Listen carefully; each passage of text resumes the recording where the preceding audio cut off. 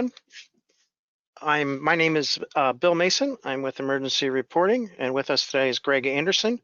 We're going to show you today a Rover presentation from Emergency Reporting, our emergency response cloud-based notification and response platform. My name, again, is Bill Mason. I'm 33 years a firefighter, retired chief, currently a firefighter in Lanesville Fire Department in New Jersey, Southern New Jersey. 25 years of EMT, retired emergency management coordinator, and I've been with Spotted Dog Technologies, now part of Emergency Reporting, since 2010. With us today also is Greg Anderson. Greg, take it away. Hey, everybody. I've been with Emergency Reporting for going on 10 years now, almost. I'm Senior Account Manager, and I'm your contact for any upgrades or partner APIs, as it states on the screen. And in the past, I've been a regional sales representative for emergency reporting over the Lakes area in central United States, anywhere from Texas to California to Oregon. So welcome to our presentation, and Bill, take it away. All right, thank you, Greg.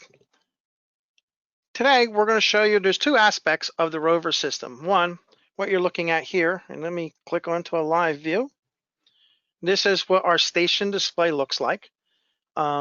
This way here, if you have a monitor, a TV, anything's connected to the internet. We're all cloud-based, so you don't need no special downloads, special software.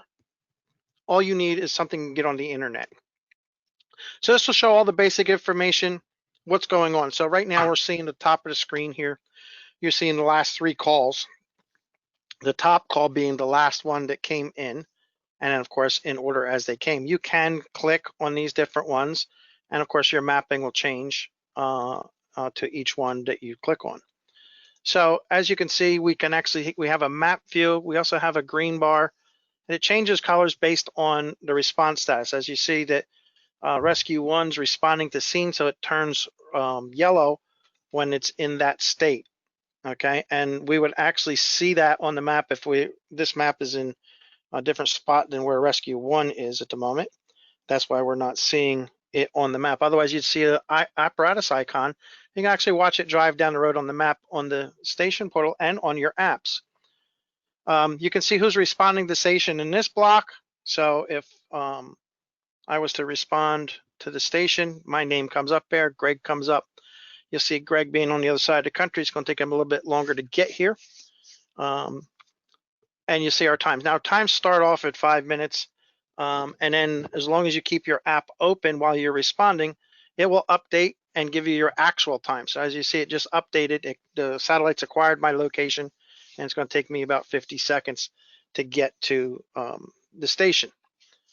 If I were to press scene, and we'll talk about this a little bit more when we get over to the app, okay, it will give me my time. So basically, it's going to say where you're going, how long it's going to take for you to get there, and what your qualifications are. So you can list firefighter, you can list EMT, you can pretty much make anything you want as far as a qualification. That'll automatically show up anytime a user interacts with the system. So one of the other things I want to touch base on, you'll see at the top of the page here, we have these response numbers. There's an instant response number and a response number. Instant response, these phone numbers, the dial-in portion, is designed for people who do not have smart devices. So we do support Windows 10, Apple, and Android devices, tablets, cell phones, all of those. Even actually on Windows 10 computers, you can put our app on it. Those numbers are for the people that don't have the smart device. So we can give them a number that they can call. There's several ways that they can indicate their response or their current status. So if they wanted to just go responding to station, they would just put this into their phone number. A lot of times in flip phones, it's just a speed dial number. They push, long press a number, and it calls that number and automatically puts them responding to station to whatever time that they've pre-programmed it to be. It's a static time. It's not a dynamic time because we have no way of tracking a non-smartphone. The other button, the other phone number that we supply, and these are all toll-free numbers and no additional charge. This would give you all your other statuses. So we can show you, when we get over to the app, we show you different states that you can have. So in other words, what you can be doing. So if you're unavailable, you're out of service, you're going to the station, you're going to the scene, they can call this number, and this will play back okay, and to tell you, press 1 for going to scene, press 2 for going to station, and so on and so forth. The other way that those people can also interact, because we can send them a text or an email. So most of the non-smart devices can at least accept text messages. They can simply reply back to that text message, and that'll indicate them responding as well. So they have two ways. They can either call the number or they can reply to the text or an email that we send them to indicate their response status. As you can see, we also do messaging. At the bottom of the portal page here, you'll see that there's messages over here in this lower left-hand corner. Any messages that come out, we have pre-canned messages that you can pre-program into the system, or you can manually put in your message anytime you want. That's permission-based to do that. We call this our bulletin board. And you can see that. So if there's a pre-plan that's attached, you also see the pre-plan here. We can actually click on the pre-plan to see what that pre-plan is. So if I were to click on it from the portal to station, and I'm getting an error for some reason. That would take me to the link. So I'm going to switch over to the app at this point in time so we can take a look at what the app does. This is what most commonly everybody uses. The other one's just a screen that they can look at. So everything that comes into the app. So we get a call comes in. Okay, if there's pre-plans nearby, if you have an ER account with us and you're using their occupancy module, we will actually tie in the occupancies, all right, directly to that. So it'll be the print page of your occupancy with all the boxes checked. Okay, and that'll come over and you'll be able to hit that pre-plan button and go. We'll demonstrate that a little bit further down the line here. So it comes in, this will alert just like a Minotaur 5 pager or whatever tone you want to use. They have in here. It'll open up, okay, and you'll see the call location, what's going on, whatever's coming from the CAD, okay. This here will show up here that there's a pre-plan. So it's within the first 100 meters of the call, so this is going to display right on the front page here. If I was going to respond to this call, I would simply respond to the station, okay, like I already did, and that's showing me there. You see Greg's already arrived, okay, and I'll be en route. This will automatically show me arrived, or every member arrived, as long as they leave their app open as they're getting to the station, okay, it'll automatically show them arrived, okay, and they're there. They didn't have to do anything. Now I can manually do it like I just did right now because I'm not driving to the station, but by long pressing on the button here. So that can be used as an on-scene button if you're too far away from where the map object is marked, which is usually 100 meters or 300 feet for approximately away from the call location. On all of our mapping, okay, you'll see this big circle. Circles serves two purposes. That shows you, one, to draw your eye to where the call is. The call is always going to be in the center of that circle where that flame is. Okay, so if we touch the flame, okay, we'll get the address of the call. Sorry, I hit the other button too. It'll light up. That's the address of the call and what the summary is that was over here. We can touch that on our mapping. So we'll actually see that as well. This also, the diameter of this circle, or actually the radius, I should say, we can change. Right now it's set to 244 meters, which is about 800 feet. Most departments carry at least 1,000 foot of supply line. So we set it to 800 foot so that theoretically any water sources within the circle we can reach with the hoses on the first truck. So right now we have 4 hydrants, 6 hydrants within the range of what hose we have on our supply truck on the first one in. Now, if we needed to know real quickly how many more trucks we would need to maybe reach this one here, we know this is going to take 2 more trucks because this full cross this here, the diameter is 1,600 feet. So that's probably another circle to reach that one. So if we want to pull from that hydrant there. So real quick and easy, you can get some ideas of what you're going to need. This helps make command decisions easier. You know, do I have enough appers? If I don't have any hydrants, you know, how close is my next water source? And then we can calculate that out real quick. We also have, of course, while we're looking at it in our maps, we have tons of different map objects that you can put in here. So for example, you can put solar panel installations in. So if you want to mark those and you want to put it, I don't know if these ones here have anything attached to them. Solar panels are on the roof. Now they didn't mark this one. This is in my town. Whoever put this one in didn't mark what side of the roof it's on. Is it on the, A side of the building, or is it on the C side of the building, wherever? You'll see if ones that have them in the backyards, we mark them as well. Sometimes we're focused on the building, that's on fire, and we think we don't see anything on the roof, but they may be in the backyard, further away from the house. So we always try to indicate them. You can prop them solar icons wherever you like, and you can see them. We also do things like Knox box locations. So if I scroll around on the map a little bit, you'll see over here, here's a Knox box location on this building. So this building here actually has a whole bunch of documents attached to it and other comments. So whatever comes in on your occupancies, your comments will show there. Okay, and if you touched on that, that'll take us right to you'll see the pre-plan button popped up. If I touch that, that'll take us right into the pre-plan.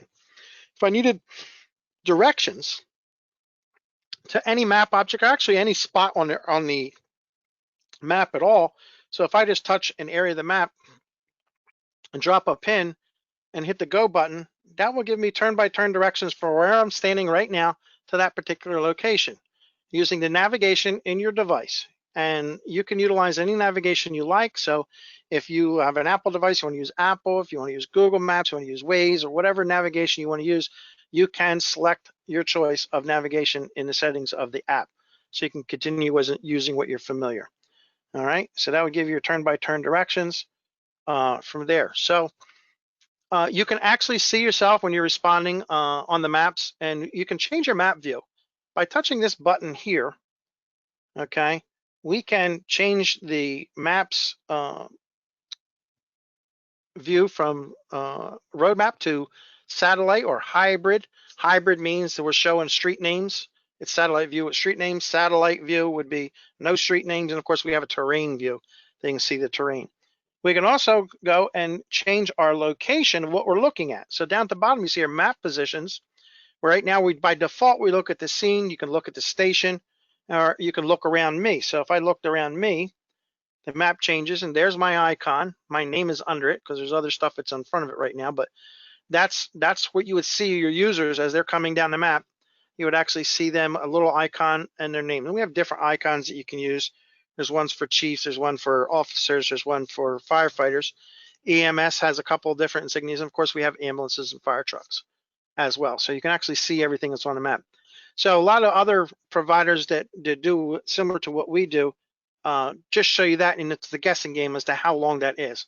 Where the difference is on our system, okay, while we give you that view, okay, I can look over here and see that they've already got to the station, or that their time, how long they're going to get there. So I don't have to guess. And this automatically updates based on your user's position and speed. So if they're stopped in traffic, they're not moving, that time will be updated to where they're still sitting there. So they may be stuck in traffic. So you're not guessing, oh yeah, they're right there, they're only a block away. But they may be sitting in traffic, the road's blocked, and they can't get through. By watching the times, you can actually see that. So it's really not important to see the people and try to calculate it is over there, because we're going to provide you with the actual time over here. So some other things that we do is we show a bunch of things that we're going to show you, but let's do an alarm. Greg's going to send out an alarm for us, and we're going to show you what that looks like. An alarm actually coming into the system, and you'll see everything will change. Our pre-plans will change, and all of that mapping will change. The alert's coming in now, and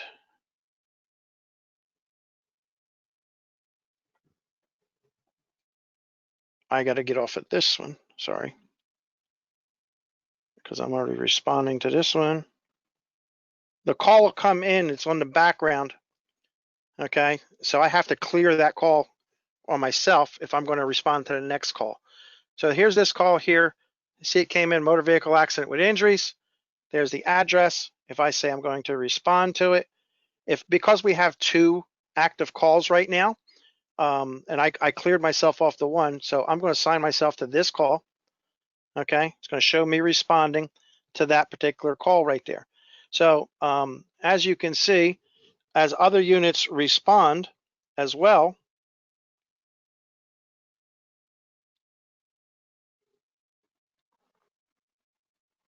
You'll see engine 3's en route. You see I'm en route. You see Greg's en route. And the times are going across. So you see the times, we're capturing the apparatus times. So engine 3's en route, okay? Once we get that, it'll log in is on scene. And then when the end of the call comes, this will go to in service. And then we can actually see everything that's going on. And that times and everything will push over into ER, and you'll be already filling your reports out for you. So that's another thing. If you're an ER customer, we can push the data directly over into the report. So we can capture apparatus times. If your CAD doesn't do that for you already, we can capture them and push them times on over. So to give an example of some of the things that's going on, let me clear out some times here. And then we'll show you what it looks like over in ER. So I'm going to click on the pre-plan right now so you can see. Okay, there's our pre-plan. So any comments on your occupancies would come up here. We touch it. Okay, it takes us right into your ER account. Okay, shows your occupancy. So here's all the information on that particular address. Okay, that you've already pre-entered, and any documents or layouts or anything else that you have in there is at your fingertips. Everybody's fingertips can see this. Okay, right directly from their app, from the initiation of the call. Okay, and then once that happens, let me switch back over, and I'm going to let Greg explain what happens going on over here in ER as it comes over to ER. Thanks, Bill. So I'm going to expand the side menu so we can actually see the modules. I'm going to click on incidents. Then we can see the incident that just happened, so you can see your history here. But if I click on the incident and what's coming over from emergency reporting, or from Rover into emergency reporting, and we click on basic 1, you can see it's already started the call, and it's added basically everything except for the incident type. So we'll go ahead and click list, or we're able to just type it in here. So let's click list, and we'll choose from a category. So we know it's from the Rover site, we know it's a vehicle accident because of the notes. So we're just going to go to rescue. We'll call it a 322 with injuries. We'll click next. So we touch that. If you happen to have the PCR, you can click add PCR. If it's dynamic, automatically add the PCR up in the top menu. We'll click next, and you can see Rover here has parsed out a lot of the information, so you're able to pull it over. And since we're across country, it's bringing over, the city and the state, but for your account, it will bring over the city, state, zip code, and parse the information out correctly. But in this case, I happen to know it's Chico, California.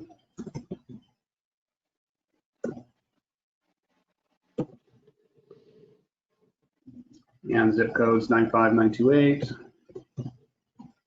So I'll fill that information in there, and so on and so forth, fill in the proper information.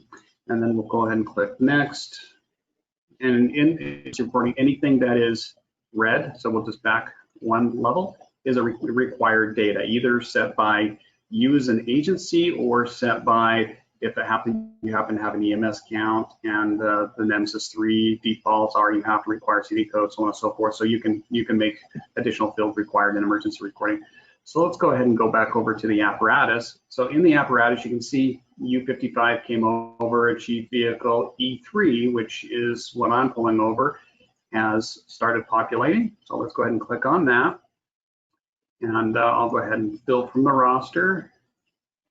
If you have your roster automatically filled out, it will populate your personnel from that, but I do that today. And you can see it's already started filling the times. So I'm going to go ahead and click next, and I'm going to come back over to the app. Either that, do you want to, since I can't see the buttons, you want to actually I'll auto arrive or put back in service, excuse me. So I'm going to take the apparatus, put it back in service, and now it's doing its thing behind the scenes. Now, if I do a refresh, which I can't see the refresh button, let's go ahead and go back one step. Go forward. Let's see if that refreshes, but it will populate all the additional required times. Usually it's instantaneous. You want to click refresh there. Done. There we go. Done. And then R1 showed up, but you can see how it's green there. It is auto refreshed that. And now when I click on the apparatus, it will put in here. So basically what this is doing is if you're en route, you're doing everything that your en route product should be doing. If you filled out your roster, done everything for starting your day, you don't even need to visit this button. So this button will be all green. Everything's done. When the call is done, it's done. Also in the narrative, Rover is going to be pushing the notes over from dispatch. So dispatch, whether it's a full CAD or a basic email type of link that we have with your dispatch center, it will push over a basic narrative. And in this case, you can see what's coming over: motor vehicle accident with injuries. And a lot of this is coming from the map. So when you initially set up the Rover link, there is some mapping that you would do down here in the apparatus mapping. There's multiple mapping options you'll be able to fill out here. So once it's set up, and you just make sure all your I's are dotted and your T's are crossed. And when the information comes over into emergency reporting, you have basically a light product filling emergency reporting with your calls. And I did a self-dispatch. So I'll let Bill get into that more on the Rover side, but you can do self-dispatching if dispatch happens to go down for whatever reason, or if there's another reason you want to self-dispatch because of a riot or whatever is going on, because we're getting a lot of people wanting Rover because of what's been going on around the country. At least I have. But go ahead and take it, Bill, and go from there. All right. So we're going to pull up the app again. Thank you, Greg. Looking at the app, obviously, when you look at the app, we were looking at it in landscape mode. You can do it in portrait mode. So basically, if you have your phone in your normal way you would hold it, the app would look like this. If you rotate it, okay, you can see the map on the right side of the screen. During some other things, Greg talked about some notes. Let me go back over to the Chico call. At the end of the call, we would resolve the call, okay? All right, and before we do that, I want to show you another feature that we have. You can add a note. So in addition to the narratives that comes over from the CAD, you can add your own notes, and you can add as many as you want. So I'm just going to click on that, and I'm just going to hit any buttons right now and hit post, and that locks it in and timestamps it. All right, and if I wanted to add another note, I can just add another note, okay, and type whatever I want into there and post that. So I can put as many notes, and we're pushing this data as well over into your narrative over in your ER reports as well. So you can put a lot of things. So for example, a lot of times people are using this for if it's a vehicle fire, for VIN numbers, people, so they can put that stuff in later into the report, but it's already going to be in the narrative. So it's a really handy tool to have. At the end of the call, we're simply going to resolve the call, okay, and confirm we want to resolve the call. Now it's locked. We can go and see who was on that call. We can go back and look at it. We can see the last 10 calls in the app. So if you don't have ER and the incident module, you can do whatever this is in your paper forms as well. Go back and look, see who was there, who responded, and you get all your times and everything from right here, right from the app. All right, so we're going to go back into the main portion of the main body of the app and show you some other features that we have. So up in the top left-hand corner, let me blow this up. Up in the upper left-hand corner, you see this little envelope with, this is our quick messages and actually quick alarms. So these are pre-canned messages. So these are the most common ones. So you roll up on the fire, okay, you see it's a working fire, you hit the all hands button, and you can change this here. This is customizable by system, so your department can edit these to whatever they want them to be. You can add it. You can add to this right now, so I can just simply touch the screen and add to this whatever I wanted to do and send that. So we have this set on interactive mode right now. So basically what it does is the message, when you select it, it pops, gives you an opportunity to add to it, and then you can click to post. The other nice part on interactive is that in case you hit the wrong one, you can cancel. Nope, I didn't want it all hands. My large fingers hit that. I wanted to cancel the call, and I set up my cancel my response. You can turn off the interactive button, or you can as an admin, and these will, the moment you touch the button, that message is going and delivered. No calling it back. Okay. You'll notice on our messaging, you'll see it says bulletin board. So this message is going to post. We're going to send a text message, app alert, and email. And we're going to post this on the station display. If we don't want to post on the station display, we just want to send it to every member. We can come in here and change it, okay? Or another group, and you can have as many groups as you want in our messaging. And all you can do is just, if you only send a group to the chiefs, for example, you can change it to that. You can have multiple groups. So you see here we have 2 groups. We're sending it to all members and the chiefs. Or I can just turn off the all members and do that there. So you have multiple multiple choices. Now the people who have this ability is a permission base. That's not everybody has, unless you choose that. Your admin chooses that everybody has this quick message capability. You can do that. And as far as self-dispatching, I'm going to show you that next. That's over here under alarms, post alarms. So if I want to type in an address here, type in what the call is, and hit post, this will alert everybody, just as like Greg, you've seen Greg dispatch that call for us for his demo there.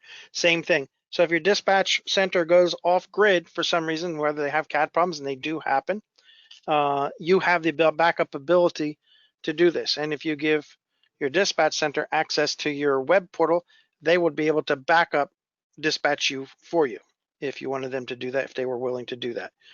We also have some solutions available for countywide systems. We can provide a countywide portal so that they can manually dispatch anybody from any internet connection that's on our system in their county. So we also have that as a backup use as well. All right. So some other ways of messaging. There are different ways of messaging. So the people who have this ability to send messages, they can go down here and post a message. You can type any message you want in here.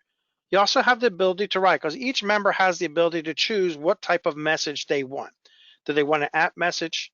Do they want just an app alert? Do they want, they don't want text messages? They don't want emails? Every member can go into and log into the portal and manually edit their settings. You, as the person who have this ability to do this, you can override their settings. So by default, set to no override. But if it's a really important message and you want to make sure that everybody at least gets a text message, okay, type your message in and force the text, and then it goes. All right. And of course, you can change the group as well. Now, we also have individual messaging. Okay. So our individual messaging would be over here. Okay. Under users, every member department by default has the ability to message each other. So if I want to send Greg a message, I just click the send message and I type in my message. Okay. And then I hit send. Now, once I hit send, this message will go, it'll send to Greg, it'll alert him. It comes off as an alert, okay, so that he knows that there's a call that's coming in or a message, and the message sound has a different sound in most cases by default. You can make them anything you want. So when that comes back in, he's going to send a message back to me, okay? There's the alert, and you see there's the hey Bill. I touch that, and we can continue this all day long because I can reply back to him, okay? And we can continue this all day long. Now, why does it make an alert tone as opposed to like you sending text messages, which are quiet? We do it purposely because fire scenes are noisy. EMS scenes are noisy. So at least you'll know that someone's sending you a message. So that's there. And then you can see all your logs. You have the ability to delete your messages. Also, you've seen that there was another choice on here. I can reply to all. So if this was a group message that was sent out to the entire department, you can reply to everybody that message was sent to, or you can reply just to the sender that sent you the message. And it tells you who it is at the top of the message, right here. Okay, so that's who sent the message, date and time the message was sent. There's the message. And then of course, if we touch it, we can do anything we want with it there. All right. So let's go back to our maps again. So some other cool things that we can do with the map is right from the app. This is another permission-based choice. Everybody does have the ability to go and change their view. As we showed you before, you can turn off apparatus, people, and hydrants. If it gets too busy for you, you can turn them off if you're just looking at mapping. And we also have this ability, and this is a permission-based, is to actually lock and put map objects in address alerts, whatever you like, right from the app. So you can walk up to the building, hit capture, it locks your GPS coordinates. If we leave it on hydrant and we want to switch this to, instead of a hydrant, we want to make this a Knox box location. Okay, we do that. We put the information in the summary page. You see it's typed in red. That is a required field. You put that in there. So Knox box location, A side of the building, left side of the front door. Keys in that will get you into where the master keys are in the second door on your left. Whatever is important to you, so you have that information. Same, the other things that we can do as well is we can mark your standpipes, your electrical, your water shutoff, your gas shutoffs. You can put building labels in if you're part of the using the Red X program, which is marking X's on top of buildings where you're not going to enter due to they're unsafe. They're not safe to go in, and no one's living in them buildings. So we're going to mark them out. It's a lot of different things that you can use as far as choices here. You can mark hazmat icons, the solar, as we talked about, truss, roofs. You can mark your landing zones. Cool thing about landing zones. So if you made a landing zone, in these summary and comment fields, okay, you could literally type in a script, if you will. It's a flat level, 400 by 600, grass field, no overhead obstructions. Okay, whatever you want to, you're going to tell the pilot. This way, any member can simply touch that map icon in the app and read the script. So whatever you type in these fields here. Another cool thing as far as our map objects goes, you can come over here, and if you want to go and put your mile markers in, because there's no marking out there that had no map out there that shows mile markers. However, you can lock the mile marker. So if you select the mile marker option, okay, and then you select the field that you want to put the mile marker in. So we're going to put in the summary field. Okay, we put that number of the milepost in. You stand right next to the milepost, put it in there. All right, and then hit save. That will save that milepost. As you've seen earlier on the examples, and I think we have it on the map page right now. Here's your map mile markers. That's what I would have just put in. If I'd saved it, it would look like this on your map. So we usually put them in once every mile as opposed to every 1/10 of a mile, because it looks like a deck of cards when you're looking on a small phone if you put every 1/10 of a mile. But it's really easy to see where they are, because no Google, Bing, Apple, nobody marks mileposts. So this is a cool thing, another tool in the toolbox that you can utilize. Some other things that we can do, we have a scheduler. So if we go to schedules, you can either, if you're career staff and you want to put your shift schedules in and let people sign up for them, or if you're not a career staff, if you're a volunteer department, you want to put your work details or your meetings, whatever you like, you can create an event for it. Let's think of this as not only just a shift, shift could be an event. So if I wanted to sign up for that one, I touch it, I hit register, it will turn green for me, tell you I'm one. I can limit how many people can sign up for an event. So this is a great tool for if you have budget dollars for X amount of people to go to a specific class, you put that event in, and then you say, I only got money to go and send 10 people. I'll put 10 people there. Once it reaches 10, it won't allow anybody else to sign up for it. And I can go back and click on that, okay, and see who's on it. So as more people sign up on it, this automatically updates everybody's app, whether they got it open or not, as people sign up to this. So you can see this. in the website, on the admin side of it, there's actually a scheduler in there that you can actually manually add people to the shifts from there. You can see your, if you're using it for shifts, you can see your shortage reports, who signed up, the whole 9 yards. You can do everything also from the website as an admin. All right, some other things. Now I can, if something changes and I say, well, you know what, I can't do this one, I can unregister and it removes me from that particular event. Okay, so as you can see, there's one here that says there's one of 10 people. Okay, so if I touch that, I see Greg signed up for that one. Okay, so if I registered for it, it'll turn green on mine and change to 2 that signed up for that event. Okay, so it's a pretty cool tool in the toolbox. Some other things that we have is links. So for example, all of these links here, we try to customize them to your particular location in the world. So if you have, we all put Cameo Chemicals in there, which is a great tool, saves you a lot of time. So if we were going to a job and we come up and we see a tanker on its side and we see the placard is 1075, we hit search.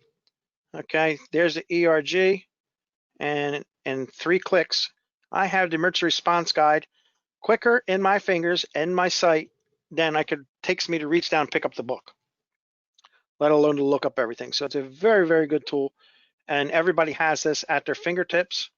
Okay, if I wanted to go and see the hazmat table for it, I can do that and get that information. So all that information is at your fingertips when you need it. We also can put links into, like we did earlier this year, we put CDC COVID-19 links in right directly from them. A lot of people utilize this for adding special SOGs you may have created specially, putting here so everybody can have them at their fingertips. We also put, if it's available in your area, links directly to your electric utility. If they provide outage maps, we can give you outage maps. And if you touch on the outage maps, so if I zoomed in on this group here and I said, okay, I want to know what's going on here, how many people are affected, what's the cause of the problem, crews have been dispatched, they expect the restoration at 4:30. More information that you're ever going to get out of your dispatch center, unless they have access to the electric company's site, they have no idea what the status is going to be. So it's a pretty cool tool in the hand and toolbox to have. Makes it a lot easier when you're on scene and people are asking when's the power going to be coming back on. So we also put links to Fuel ER. So if you're an ER customer and you're using a Fuel ER, got a link, you can lock right into it right from here. We also put the ER link in there as well. Puts you, so if you want to go log right into your system, you can put it in there. And incident command system forms are all in Microsoft Word format, so you can do your 214s or whatever number you wanted to use. All of them there are here. We actually put in the booklet with instructions too on how to do all these type of things. So if you're going to use it for training purposes, this way here, you can type these in, save these for later, print them out when you get back to the station, and add them to your reports. We can put all of your 511, whatever state you are at, we can put their 511 link in. So if you want to have access to traffic cameras and any other information, and every state's different, every area is different. So what you see, this is Utah DOT. So they have a lot of cool things. So we can see live what's going on. Weather, we put links by default from National Weather Service for area in your location. Okay, so it's directly out of the National Weather Service. So you can get all the information that you want right directly from them here. If you prefer something else, you like some other weather service better, we can put that link in there as well. We also put a link into, for example, if Broadcastify has a link for your audio feed, we can do that, okay, and put it live right into your fingers, okay? And it will put, all of your audio will come directly out of that there. Also, for Android users, if you have scanner radio installed in your device, we will, on your settings screen will show a launch scanner on alarm choice. So it'll automatically open up the scanner radio app in the background. So you don't have to think about going and hitting a button. So all of your members will now have radio access while they're en route to the station as well, or on scene if they have their phone with them. We can pretty much put links to anything that you like, and these are customizable, so we can link to anything that you need or want to do to give you the information you need at your fingertips. Remember, we are in the 21st century, so technology is available to give you all the tools that you need to know everything you need to know about right from the beginning of the incident all the way until conclusion of the incident, utilizing our system. And everything, being how you're talking about having all of your stuff in one. So if you're an ER customer, if you're not, you can talk to our people and we can certainly make that happen for you. So if you want to have your reports filled out, your NIFRs, nobody likes filling out NIFRs reports. As Greg showed you, we complete them as much as we possibly can. And as time goes on, there are plans to make your life easier. Our goal here at ER is simply to make your life easier and do most of the work for you. We're doing all the heavy lifting. So the more information that we can fill out for you that you don't have to do, that's what we're doing. There's a lot of stuff that's in the works right now that I'm not at liberty to discuss, but we are constantly improving the product and integrating more and more. So as time goes on, we're going to get nothing but better. I mean, we're the best as it is, but we're just constantly improving the product line all the way across the board. Greg, did I miss anything? No, I think you did a great job. One thing that I always like pointing out is, you can do some geofencing. So if you've got a bridge out or you have a waypoint on a bridge, that could be part of something that you can build in the web portal where you're getting instructions to go around the bridge for, when you're going in scene. So that's always a nice feature. Search and rescue, you can put a pin in the app and, they can put a note saying, hey, I found them, and everybody is notified and they can actually walk to your icon on the screen. I think that's just an awesome feature. Other than, unlimited users, devices, as long as you're on, an Android, Windows device or an iOS device, the app's good. And then you also have the browser, which is any working browser.